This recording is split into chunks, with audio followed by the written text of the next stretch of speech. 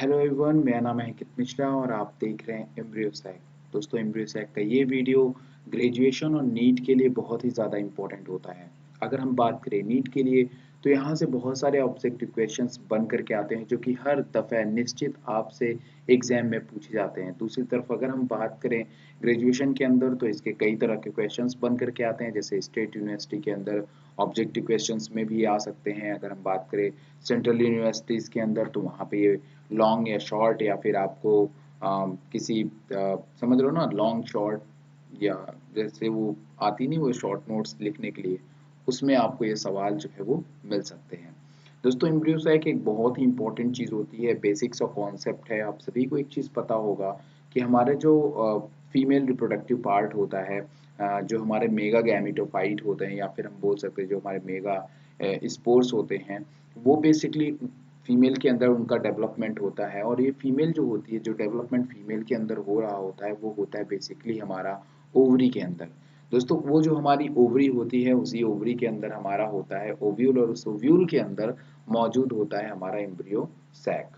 अब इसी embryo sac के अंदर हमारे रिप्रोडक्टिव सेल्स न्यूक्लियाई मौजूद होते हैं या फिर न्यूक्लियस मौजूद होते हैं, जो कि रिप्रोडक्शन या फर्टिलाइजेशन में पार्टिसिपेट करते हैं और आगे जा करके एंडोस्पर्म या फिर एम्ब्रियो बनाते हैं। अगर हम बात करें पोलर न्यूक्लियाई, तो पोलर न्यूक्लियाई हमारे एक मेल न्यूक्लियाई के साथ में फ्यूज करता है और क्या बना लेता है, 3n न्यूक्लियस बनाता है, और ये कहलाता है पोलर न्यूक्लियाई। आगे जा करके बना लेता है हमारा एंडोस्पर्म। जबकि दूसरी तरफ अगर हम एक्स सेल की बात करें, तो एक्स सेल हमारा जो होता है वो बेसिकली आगे जा करके बनाता है हमारा एम्ब्रियो। तो ये नॉर्मल होता है दोस्तों। अब यहाँ पे मैं आपको क्या बताना चाह रहा हूँ, इसकी बात को ध्यान में रखिए। ये जो हमारा एम्ब्रियो सैक आपको दिखाई दे रहा है, इस एम्ब्रियो सैक के अंदर बहुत सारी सेल्स होती हैं। इन सेल्स की जो ओरिजिन होती है वो होती है मेगा स्पोर मदर सेल के द्वारा। मतलब एक सेल में कई डिविजन्स होते हैं और फिर कई डिविजन्स के बाद में टोटल हमें ये सारी सेल जो होती हैं, मतलब 7 सेल और 8 न्यूक्लियस मिल करके तैयार हो जाते हैं। अब अलग अलग प्लांट स्पेसीज में, अलग अलग तरह के प्लांटों में, अलग अलग तरह के एंजियोस्पर्मिक प्लांटों के अंदर हमें ये जो एम्ब्रियो सैक है वो अलग अलग नेचर का, अलग अलग तरह का दिखाई देता है। मतलब किसी के अंदर 8 सेल 7 सेल होते हैं, किसी के अंदर 4 सेल होते हैं, ठीक है। मतलब कि हर किसी अलग अलग प्लांट के स्पीसीज जीनस के अंदर हमें ये अलग अलग तरह से दिखाई देते हैं एम्ब्रियो सैक, जो कि हमें जानना बेहद ज़रूरी है। ये चीज़ बहुत इंपॉर्टेंट है। तो इसी कैटेगरीज पे हमने इनको क्या किया कि 3 पार्ट में डिवाइड किया। कितने पार्ट में डिवाइड किया एम्ब्रियो सैक को? सबसे पहले हमने 3 पार्ट में बेसिकली डिवाइड किया। उन 3 पार्ट का नाम था मोनोस्पोरिक, बाइस्पोरिक एम्ब्रियो सैक, और उसके बाद हमारा था टेट्रास्पोरिक एम्ब्रियो सैक। ठीक, इस चीज़ को आप हमेशा ध्यान में रखेंगे। हमने एम्ब्रियो सैक को क्या किया कि बेसिकली 3 कैटेगरीज के अंदर डिवाइड किया था, मोनोस्पोरिक, बाइस्पोरिक और टेट्रास्पोरिक। जैसा कि मैंने आपको पहले ही बता दिया कि शुरुआत में ही ये कहीं से 8 सेल नहीं होती हैं, 7 सेल नहीं होती हैं, 8 न्यूक्लियाई नहीं होते हैं। पहले ये एक सेल से शुरुआत करती हैं, एक न्यूक्लियस से शुरुआत करती हैं, फिर उसमें डिवीजन होता है, मियोसिस डिवीजन होता है, मियोसिस 2 डिवीजन होता है, फिर माइटोसिस डिवीजन होता है, और उसके बाद ये 8 सेल बन करके हमारी तैयार होती हैं। किसके अंदर? मोनोस्पोरिक एम्ब्रियो सैक या फिर पॉलीगोनल टाइप एम्ब्रियो सैक के अंदर हमें इस तरीके का देखने को मिलता है। 7 से 8 न्यूक्लियस का कॉन्सेप्ट देखने को मिलता है। अब इस बेसिस पे हमने क्या किया कि एम्ब्रियो सैक को 3 कैटेगरीज में डिवाइड किया। 3 कैटेगरीज में जब हमने इनको डिवाइड किया, तो जो सबसे पहली कैटेगरीज थी उसको हमने नाम दिया मोनोस्पोरिक, दूसरी कैटेगरी को नाम दिया हमने बाइस्पोरिक।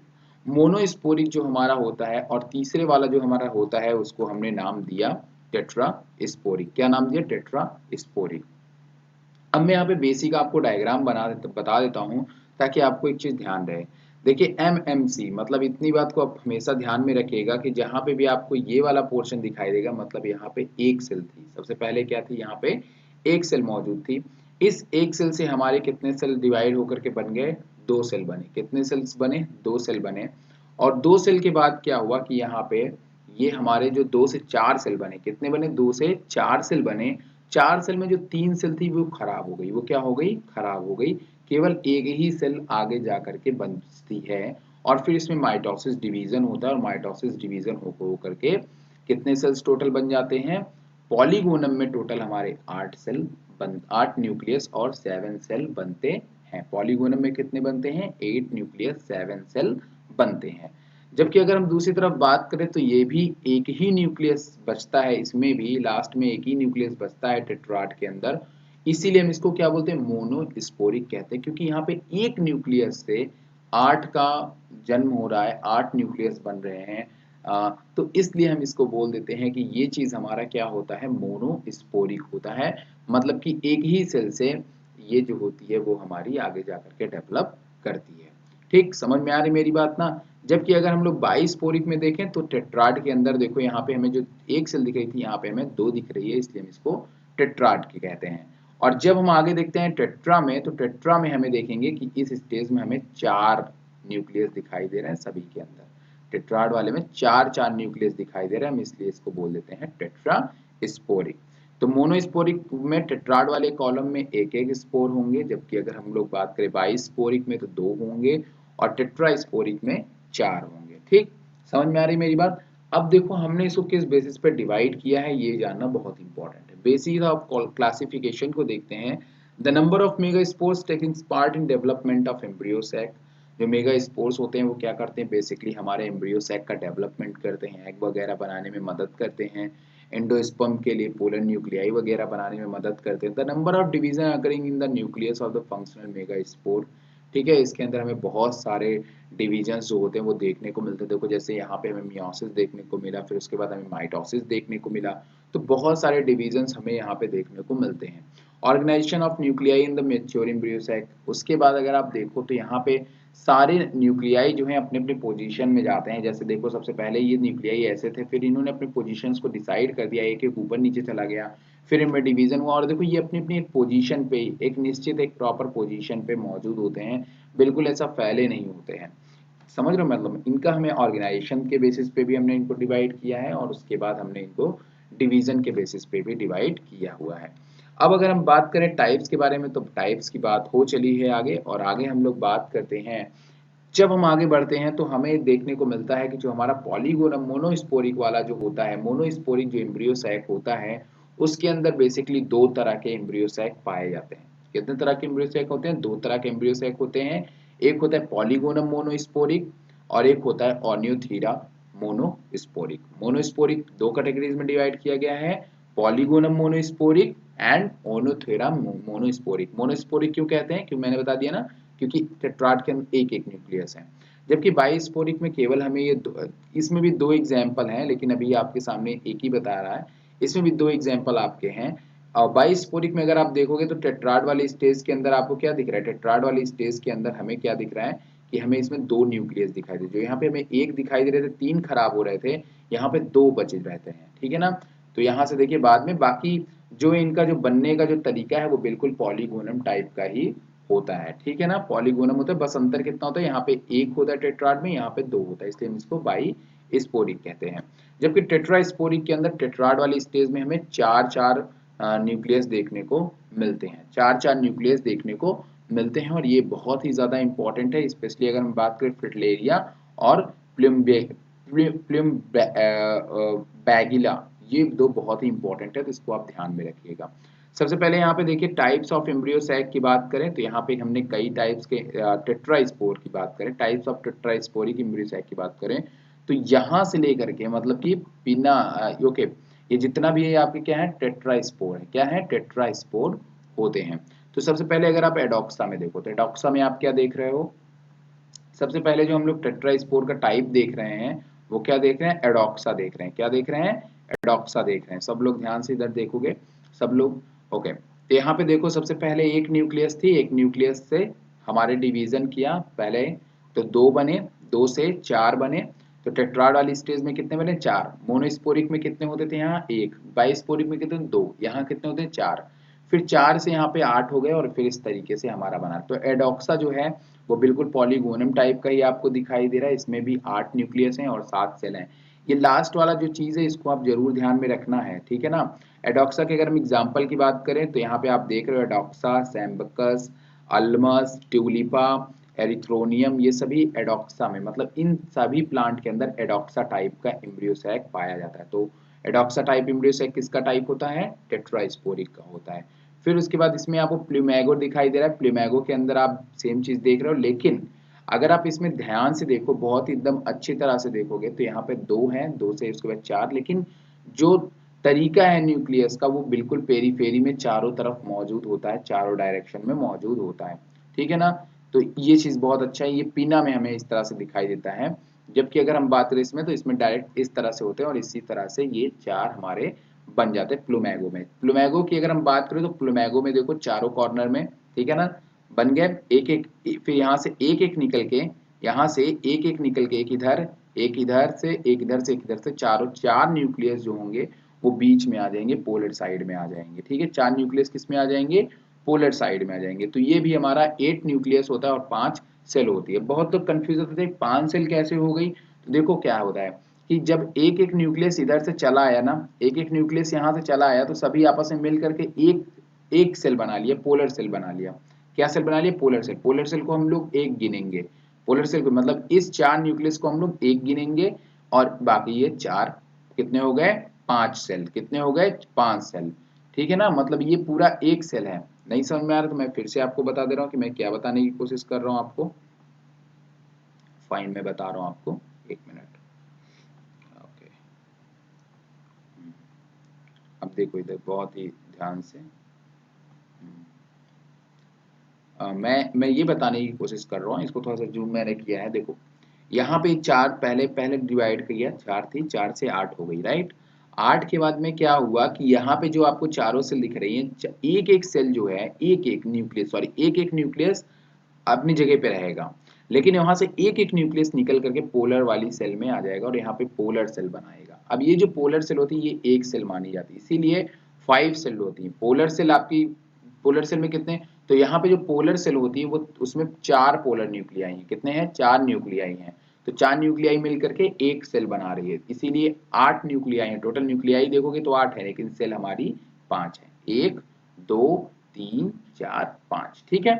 जबकि अगर हम लोग पिन्ना टाइप में देखेंगे तो पिन्ना में क्या होगा, और डिवीजन हो जाएगा और यहाँ पे 4 4 करके सेल अलग हो जाएंगी। तो यहाँ पे अगर आप सेल्स के नंबर गिनोगे तो कितने हो रहे हैं, 1 2 3 4 5 6 7 8 9 10 11 12 1 13, ठीक है ना, 13 सेल हैं। और अगर न्यूक्लियस गिनोगे तो भाई 16 न्यूक्लियस है। तो न्यूक्लियस भी गिन लो, 1 2 3 4 3 7 7 3 10 3 13 13 3 16, 16 न्यूक्लियस हैं। नॉर्मल समझ सकते हो ना। तो पूछ सकता है कि पिना टाइप में कितने न्यूक्लिएट के होते हैं और कितने सेल के होते हैं, तो 16 न्यूक्लियाई और 13 सेल। किसके टाइप होते हैं, टेट्रास्पोरिक के। उसके बाद यहाँ पे है हमारा पेपरोमिया, ये भी हमारे टेट्रास्पोरिक के होते हैं। इनमें अगर आप शुरुआत में देखोगे तो कोई भी पोजीशन न्यूक्लियस का डिसाइड नहीं होता है, लेकिन बाद में आगे जा करके इनका जब एम्ब्रियो सैक होता है उसमें पोजीशन डिसाइड होता है। और कुछ न्यूक्लियस जो हैं वो हमें पेरीफेरी में दिखाई देते हैं।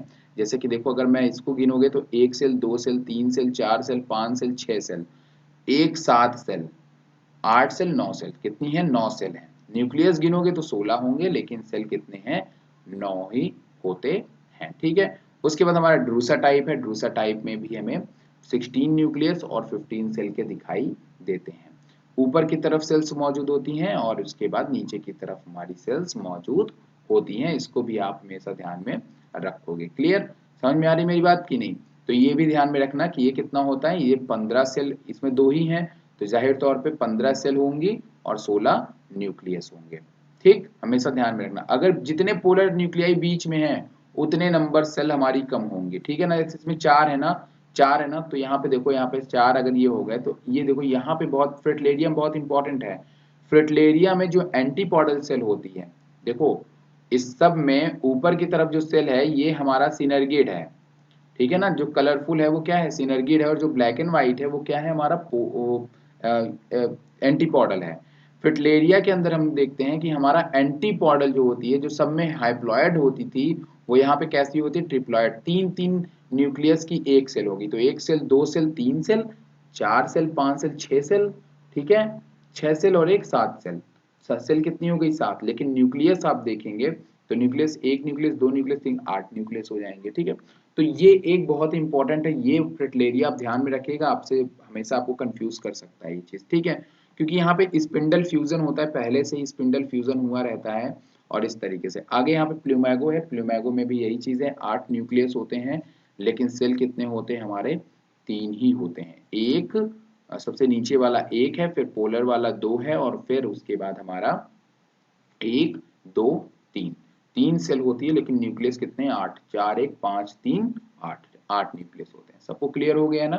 तो यही चीजें यहाँ पे आपके टाइप लिखे हुए हैं, जैसे कि अगर आपको एडोक्सा में देखो तो एडोक्सा टाइप का सबसे ऊपर वाला जो है, ये वाला टाइप जो होता है, ये किसमें किसमें पाया जाता है, ये पाया जाता है, मैंने एग्जांपल बता दिया। प्लूमेगो जो है वो हमें प्लूम बैगनेसी फैमिली के अंदर देखने को मिलता है, और जो पिन्ना है वो हमें पिनेसी फैमिली में देखने को मिलता है, और मालपिगिएसी है वो और यूफोर्बिएसी में हमें देखने को मिलता है। पेपरोमिया टाइप जो है वो हमें पेपरोमिया में और गुनेरा में देखने को मिलता है। ड्रूसा जो है वो हमें इसमें देखने को मिलता है, ड्रूसा, रूबिया, साइथेमम और अल्मस में। तो ये हमारा क्या है, ये है हमारा टेट्रास्पोरिक एम्ब्रियो सैक। सबको क्लियर है, टेट्रास्पोरिक एम्ब्रियो सैक है। और टेट्रास्पोरिक एम्ब्रियो सैक को हमने कई टाइप्स में बांटा है, जैसे एडोक्सा है, प्लुम्बैगो है, पिना है और मालपिगिएसी है। ठीक है, तो इससे बहुत सारे, सॉरी, पिना है, पेपरोमिया है, ड्रूसा है, फ्रिटलेरिया है, प्लम्बैगो है। तो ये सभी चीज जो है वो हमें टेट्रास्पोरिक के अंदर देखने को मिलती है। अब अगर हम बात करें मोनोस्पोरिक एम्ब्रियो सैक के डिटेल में अगर हम जाएं, तो मोनोस्पोरिक में आप सभी को पता है कि कितने न्यूक्लियस होते हैं, 8 होते हैं। क्लियर, 8 आपको दिखाई दे रहे हैं न्यूक्लियस, 1 2 3 4 5 6 7 8 न्यूक्लियस। सेल कितने हैं, 1 2 3 4। ठीक है, ये पूरा एक सेल है, 4 3 7, तो कितने होते हैं, 7 cell 8 nucleus, 7 cell 8 nucleus, 7 cell 8 nucleus, किसमें, पहले वाले में, मोनोस्पोरिक में। ठीक है ना। इसको सबसे पहले किसने बताया था, स्ट्रॉसबर्गर ने बताया था, ये भी एक इंपॉर्टेंट पॉइंट है। Develop from chalazal megaspore, the nucleus is divided into thrice to form 8 nucleus. सब इसमें कितने बार डिवीजन होता है, 3 बार डिवीजन होता है 8 न्यूक्लियस बनने के लिए। तो ये एक बहुत इंपॉर्टेंट चीज है, किसके बारे में, मोनोस्पोरिक सैक के बारे में। इसको हमने 2 टाइप में डिवाइड किया है, पॉलीगोनम और ऑर्नियोथेरा। तो ये मैंने आपको बता दिया है ऑलरेडी, तो आपको ज्यादा इसके बारे में नहीं जानना है। ठीक है ना। तो यहाँ पे बस आपको इतना समझ लेना है कि ये हमारा बेसिकली जो ऑर्नियोथेरा टाइप है, लास्ट ये दूसरा वाला जो ये वाला है, ये वाला नहीं बताया मैंने आपको, तो इसमें आप इतना ध्यान रखिएगा कि इसमें जो 4 होते हैं, 4 न्यूक्लियस होते हैं। कितने न्यूक्लियस होते हैं, ऑर्नियोथेरा जो है वो हमें 4 न्यूक्लियस दिखाई देता है, और 4 सेल भी दिखाई देता है, क्योंकि यहाँ पे जो पोलर न्यूक्लियर होता है वहां पे हमें एक ही सेल न्यूक्लियस दिखाई देता है। तो कितने हो गए हमारे, देखो, 1 सेल, 2 सेल, 3 सेल, 4 सेल और 4 न्यूक्लियस। तो ऑर्नियोथेरा में 4 सेल 4 न्यूक्लियस देखने को मिलता है। ठीक है, तो ये हमें इसके एग्जाम्पल अगर हम बात करें तो किसमें किसमें पाया जाता है, तो ये हमें ओनेग्रेसी फैमिली के अंदर देखने को मिलता है। इस तरह का एम्ब्रियो सैक, जितने भी ओनेग्रेसी फैमिली होते हैं उसके अंदर हमें ये देखने को मिलता है।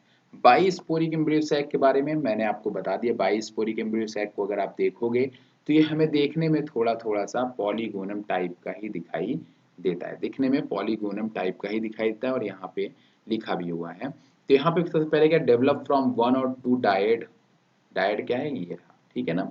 तो ये हमें बेसिकली 2 डायड से या फिर 1 या 2 डायड से मिलता है, आता है।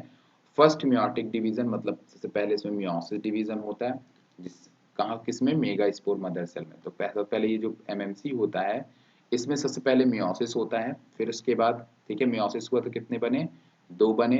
ठीक है, पहले यहाँ पे मियोसिस से 2, फिर उसके बाद 4 बनते हैं। कितने बनते हैं, 4। 4 बनने के बाद यहाँ पे 2 ही बचते हैं, 2 क्या हो जाते हैं, डिजनरेट हो जाते हैं, 2 बचते हैं, और यही 2 जो है वो आगे जा करके डिवाइड करके हमारे 8 बन जाते हैं, किसके अंदर, एडॉक्स बाईस्पोरिक वाले के अंदर। ठीक है, तो इसको भी आप हमेशा ध्यान में रखोगे। बाईस्पोरिक में भी हमें यही चीज देखने को मिलते हैं। बाईस्पोरिक के एग्जाम्पल 2 हैं, एलियम टाइप है इसमें, और एक हमारा एंडीमियन टाइप का है। तो एलियम टाइप को मैंने आपको बता दिया है, और उसके बाद एक और एग्जाम्पल आता है एंडीमियन इसके अंदर, जो कि आप जानोगे आगे जा करके। टेट्रास्पोरिक में मैंने आपको ऑलरेडी सारी चीजें बता दी हैं। फ्रिटलेरिया टाइप और क्या है हमारा प्लुम्बैगो टाइप, ये किसका एग्जाम्पल होता है, ये भी एग्जाम्पल हमारे टेट्रास्पोरिक का होता है। तो आप इसको भी थोड़ा सा ध्यान से, मैं इसलिए बता रहा हूँ क्योंकि इसके अंदर हमें काफी कुछ नई चीजें देखने को मिलती हैं। तो अगर हम लोग सबसे पहले बात करें फ्रिटलेरिया टाइप में, फ्रिटलेरिया सबसे नीचे की 2 आप देख रहे हो, ये हमारे क्या है, फ्रिटलेरिया टाइप के होता है। फ्रिटलेरिया में क्या होता है, बस एक चीज आपको ध्यान में रखनी है फ्रिटलेरिया के अंदर आप और ये प्लम्बैगो के अंदर, एक चीज ध्यान में ये रखनी है कि बाकी सबके अंदर अगर आप देखो इसके अंदर इन सबके अंदर सिंगल सिंगल मतलब कि एक एक एन एन एन एन, ठीक है ना, एन एन होता था न्यूक्लियस, लेकिन यहाँ पे तीनों आपस में मिल जाते हैं, फ्यूज कर जाते हैं और ये बना लेते हैं 3n, और ये आगे जाकर क्या बनाएगा, एंटीपॉडल सेल बनाएगा। क्या बनाएगा, एंटीपॉडल।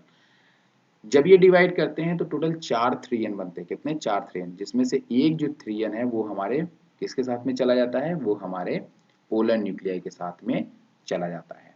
ठीक है, तो नंबर ऑफ सेल्स अगर गिनोगे तो 1 2 3 4 5 6 7, नंबर ऑफ सेल कितने हैं, 7, लेकिन न्यूक्लियस कितने हैं, 1 2, इसको एक ही गिनोगे, 1 2 4 2 6 3 7 1 8, टोटल 8, 3 2 5 3 2 2 3 2 5 3 8, 8 न्यूक्लियस और 7 सेल।